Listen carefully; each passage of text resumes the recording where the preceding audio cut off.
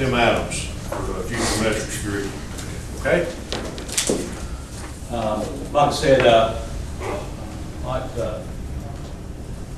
Chief Bailey was speaking of, this is a plan that's still in the works. We had a couple of proposals from the county, Mr. Teague, and then, like I said, my team, we worked over about a week to construct this. Have to give accolades to Stephen Dean. He's not here, but he's my go-to guy to develop this. But what we've done is we come up, as Chief Bailey would say, is we came up with a couple of plans, and when we presented both, they're comparably simple, the same in terms. What has happened is some of the move-ups or the areas are just a tad different, and also talking about hours of employees. But as you can see, and like I said, this is still in stages. What we have tried to address, of course, with this committee is what we first come about is that, of course, we wanted to make sure that every citizen of the county had the same response or somewhat similar response time for everybody in the county. We did have previous plans of zones. What we did is took the zones out of it, and we've got one plan. We've got one county plan that's presented from both. What we looked at is some travel times that we all agreed upon into the county, and the areas in blue represents coverage areas. Like I said, there's still some areas there, and we're still in our infant stages. Some of the other concerns is, of course, is with employees, especially EMS employees, with posting locations or whatever that would be out on street corners. We try to address those concerns as that any type of deployment areas would be from fire departments and areas such as that. Okay, so that's what it looks like in a nutshell. Like I said, we have not, we're still looking at it, but we wanted to show you guys that we are making progress and we're very close. This would show you the NOC areas in turn. And what we do, and as everybody understood, and that was one of the issues, is that what we built models off of is with data. And we utilize the data to do this. And what this represents is the demand of our system, the EMS system that we currently have. Okay? We currently have that. The square lines up at the top represents our current staffing of EMS. And of course, the colors represent at 100%, we're losing, we don't have enough units to cover our call volume in specific times of the day. As you see these spikes, these times are broken down into 30-minute intervals. Okay, and when we talk about demand of a unit, we're not only talking about call volume, the amount of calls, we're talking about the demand of the unit as in how long that unit is going to be out of service. That represents from time of dispatch to travel to patient contact to patient to the hospital, and that truck checking 10-8 back into service. That's what we call demand of units. And as you can see with the 100 percentile, we're way above. Our demand is more than what we have staffing for in certain times. Okay. And so this is what we're actually doing, and proposed would show you that we can do it. We're right on the edges of some, but we are taking into consideration financial impacts and different things such as that. But I think we're on the path to this. This is all I got to show you right now. But what we're working towards is with our Future Metrics Committee, a lot of us are in the agreements where we're going, and I think a couple more meetings, we'll have something for you next Friday, and we can move forward. Any questions?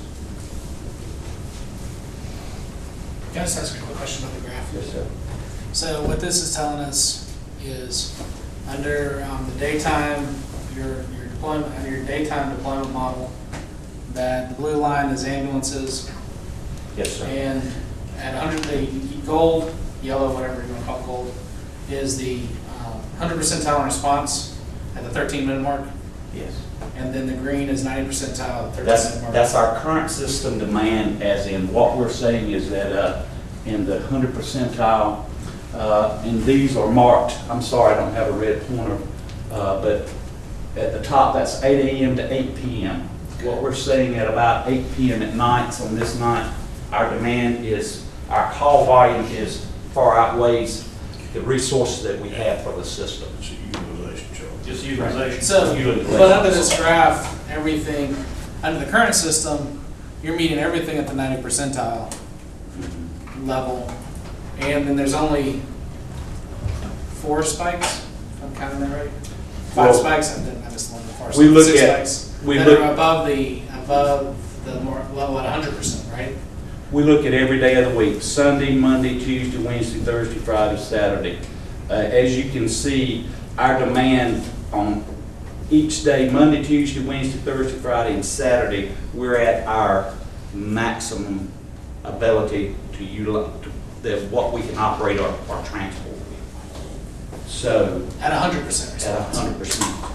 And that was one of the questions and concerns of the committee, as in, you remember questions have we been addressing, as in, well, you're running out of trucks, you're running out of trucks, you're running out of trucks. So, as in the 90 percentile, we have to look at the 100 percentile because we are, yes, we are, and each day of the week, 6 out of the 7 days, as you can see, we're close at certain times of the day that we run out of trucks, or we're at what we call status 1, system status 2, as you can say, and. But that's only on certain days of the week then too, right? Yeah, that's 6 out of 7 days usually. Can you flip to the next one? And this is what you're kind of discussing Yes. as your daytime and nighttime. Yes. Tim, I think your data substantiates the feedback I've gotten from your nighttime supervisors that 6 till 10, 11 o'clock at night, you almost run out of trucks continually. And I think your previous 4 demonstrated that. And, you know, I want to point out that's the time that our kids are playing ball. And, you know, there's a lot of activity in the county, and we need to ensure that we have sufficient coverage to make sure that we can address the human, what I call the human factor of EMS. That's an excellent point, Commissioner. The other thing too is that's not inclusive, that's an average day, that's not inclusive of, you know, you have a Tyson, well, a mass casualty situation jump off where you have to transport a large number of people. You do that on a Wednesday, you know, we're out of luck. And special events. Yeah. Yeah. I think that was one of the main concerns, and what we tried to work towards is to show you the demand of our system. I think a lot of you, the chiefs that are represented in here were really concerned of the amount of units that we fall short at times of day. I think Chief Yeti, he's one that's really concerned of it. And what we're trying to do here is build you is to say, yes, this is our demand on our system, and if we actually do this, we can have some relief, okay? So I guess, from my perspective, excuse me, if we go to this model, what we're really saying is it gives us the ability to, when you go to system status 1 on your previous chart, you're now down to me as an outlier going from a 13-minute response time up to a 20 to 25, maybe even a 30-minute response time. With this demand profile, we'll be getting back to more of a 13-minute. We're trying to consistently, what our goal is to consistently, when we agree upon a response time, from dispatch or picking up the phone till we get a truck on the scene, that's what we want to agree upon for our citizens, is that we're going to substantially lower that time. And of course, to do that, we're going to have additional resources. And also, that will provide us the ability to mitigate and move to work on that curve. One point too is this 13 minutes is the time they get the call. Yes. It doesn't include our CCOM time, so if you look at your total response time, you've got to add the two together. So I think we came up with a 1429. We're in Overall, discussion. we're in discussion right now, discussion. but with the data we have right now, we're talking about sub 15 minute anywhere in the county. That's our goal. One of the other important pieces that comes into play, in our committee, we identified early that the need to, our interest here is to see that both parties succeed or successful in this contract. One of the things that come into play with that this particular type of proposal lends itself to, and Tim mentioned it earlier, was the fact that, when you've got crews posted at static locations throughout, at temporary postings and everything, for EMS, from a workforce stability, or, that it's hard on employees to sit in vehicles for extended periods of time at a geographic location. And, we feel that our proposal helps eliminate a lot of that. There still will be some necessary movement of trucks, but, we think it will be advantageous to immediate EMS with regard to their ability to keep their employees in a comfortable working environment as well. So, Well, to go on, like I said, with Chief Ballard, is that not only are we trying to address the agreements with, along with the contractors in response times and all, there's also concerns about employees, to make sure that they're comfortable what type of deployment plan we have, like he spoke of, instead of some of the other concerns that they brought together. And one thing I'd like to add is, I know I've attended a few of these meetings with this group, and certainly there's been no, they're working off of times, they're in discussion about what those times are. I want everybody to understand that the goal of this group on the first day we set out was to provide 90% of the time, whatever that number is that we come up with, to 100% of the county. And that's the goal of this group. That's what we decided on the day one. And that's what this future metrics group's worked off of. And at no point do I, or I think anybody else in this room or on that future metrics committee other than Tim, want to run EMS, or we want to get him the tools that he needs, and we want to make sure he's comfortable with the tools that he has to manage that. And I think that's important for everybody to understand, is that Tim and his staff have had a large part of this. So, and I think it's going to be reasonable when we get done.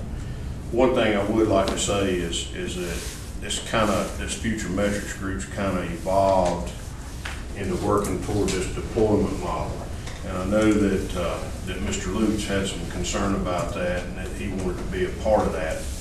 So the problem that we have is that currently we have 9 people assigned to that group.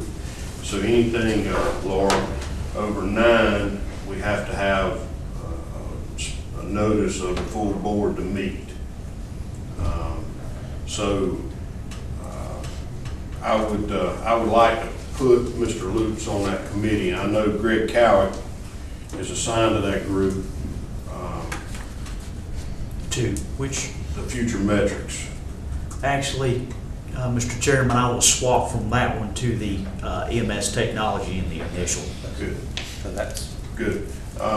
That Mr. Lutz would make the 9th member of that. So I would like to have a motion that we would appoint Mr. Lutz into that future metrics subcommittee, because it looks like they're kind of working toward developing a deployment model over the next week. That'll be their focus. They'll get their information from the chief and up on Tuesday, and then spend several hours next week working on that and making sure that we're all good with that. So I would need a motion I so move.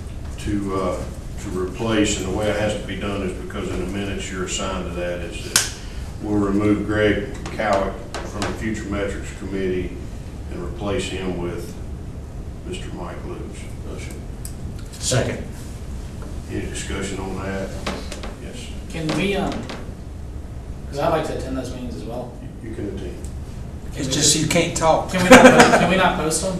Huh? Let's- We can, if we post them, we But I mean, can do do we it. not post them as a full committee meeting as well, so that any members in attendance, if we're moving toward down the road of deployment modeling, so that any members in attendance can participate? And I guess my question is, what's the harm in posting as a full committee meeting also? And if you have a quorum, just call the committee to order. Yeah, there is none other than,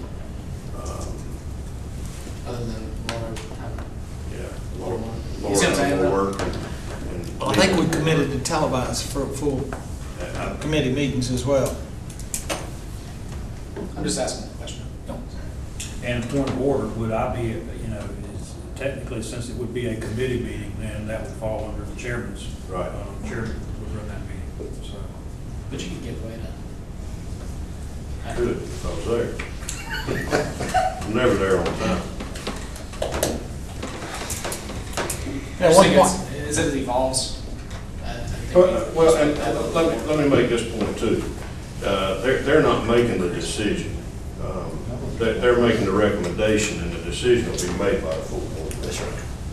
So, when they bring their plan back next Friday to explain, and it'll be shown to the full group, and everybody in here will be in agreement, well, maybe not everybody, but the majority will be in agreement that that's the direction that we want to head. So it'll be at that point that if you had some discussion on any of the way that they got to it or whatnot, that you'd have that opportunity. It's not that we're not giving you the opportunity to participate in it.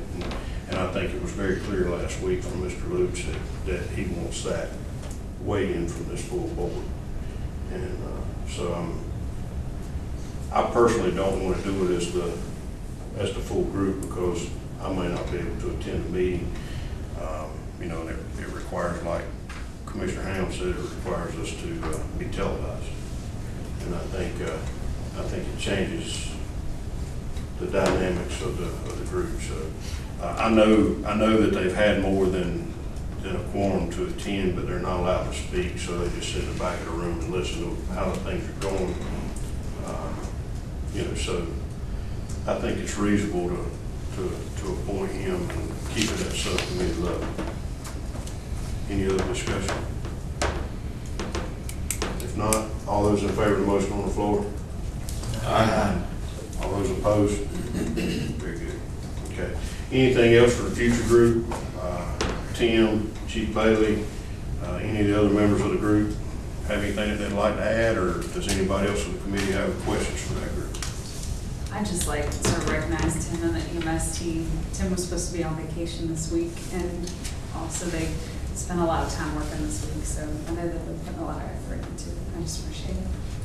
I would echo that, Mr. Chairman. He came back from vacation, and this was something he had previously planned and everything, and so it shows his degree of dedication to the Good. place. I will have I to need to send say, a card to my wife. The anniversary.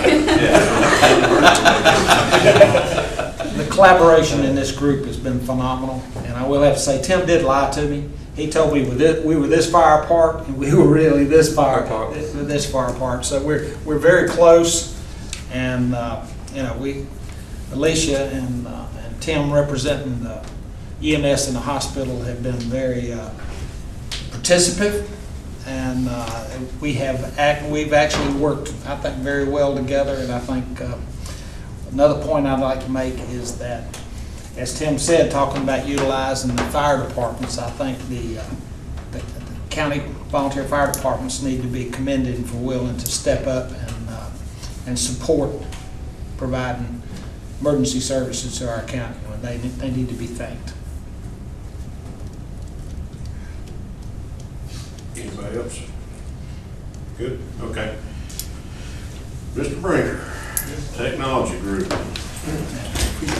Technology Group met twice this week, October 21st and October 23rd. There are basically 4 points to be covered. We have come to a conclusion on one of those 4 points and have recommendation for the full committee in regards to the wireless connectivity between the trucks and the CAD system. And the other areas that we are working on, we have identified and have an equipment, an application recommendation that we're going to finalize Tuesday and hopefully have all this ready for presentation at next Friday's meeting for approval. Okay.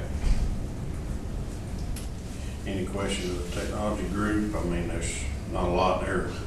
You know, they're working on computer problems. I can't really ask a lot of questions. We can get, I can go hours, Yeah. but I don't think, I think that's what you want. All I want to know is that it works like this. Exactly. We're I can't fixing really it. ask a lot of questions about that. So, I hate to keep interrupting. Larry, we've talked about this offline, but if you would also bring back what your cost estimate for that is. I know it's, you know, probably a third of what it was, you know, in the September agreement, but because we do need to take in consideration the financial aspects of this too, and so if you can help that, because we appreciate it. We will, that's part of what's holding us up. We have one item that we really want to double check on. okay, if no further questions for Technology Group, let's talk about upcoming meeting schedules. Subcommittee chairpersons, I'm leaving that up to you guys to work through with Laura. The big board will meet again next Friday at 9 o'clock. The goal next week, and I know I'm kind of pushing everybody a little bit on this timeline, is that we will have a good presentation from the Future Metrics Group relative to now, I'm assuming what the, we'll get the current data from Chief Canuck, and you guys will be able to tell us what it is that we need to do next week and have a presentation based on that deployment model. Along with that, I would challenge you to come up with some type of cost, you know, some number that we can work from. It doesn't have to be exact, because my intentions are next week that we'll take a look at the cost. We'll establish a group and take a look at the cost to provide the deployment model that you guys develop. So maybe you shouldn't come up with a cost next week, and we'll do that the week after. Through this funding subcommittee would make more sense. Yeah. That would make more sense for us to do it. I mean, I can see your face was over there like, I really don't want to do this. I understand. But we will, if you guys will have us a good presentation on where we are, so that when we do establish this funding group, that we'll have some basis to work from. And the current data, Chief, y'all are We're good. It's just a matter of getting it into a put it in a presentable format. presentation. Format, okay, Yeah, format. thank you. So that'll probably, your part of the presentation will be prior to theirs, and kind of go over what they're doing. The Technology Group, again, come back with the recommendations that you see that'll make the biggest impact on these times, on the front end and the back end. And you know, you guys should be able to have numbers that you can pass right off to the funding subcommittee as to what the cost of these projects that you're recommending will be. Okay? Got it. Any other comments from the group?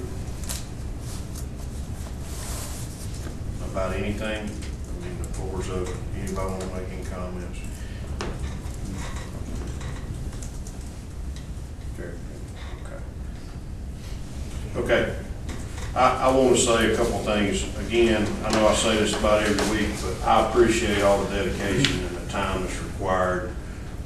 People having to take time off from their job, to come be a part of these meetings, spending a lot of time at night. I know, Alicia talked about Tim. We're spending a lot of late nights trying to get things together, holding 3 meetings a week. It's a very difficult task that we've been tasked with. It's a challenge. I'd like to say to the group, I certainly appreciate all the effort and the hard work that's gone into this. And we're definitely on time. We set out with a very aggressive timeline. We're definitely gonna make that.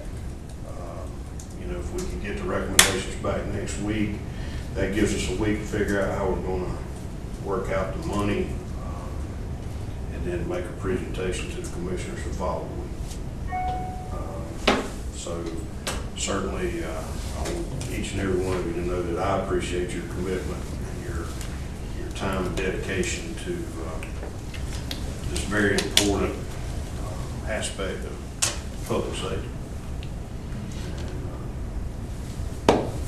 Thank you. Here, Joseph. If not, I would accept the motion to adjourn. So moved. Everybody in favor of that? Thank you. Doing very good. I like to keep the meetings on.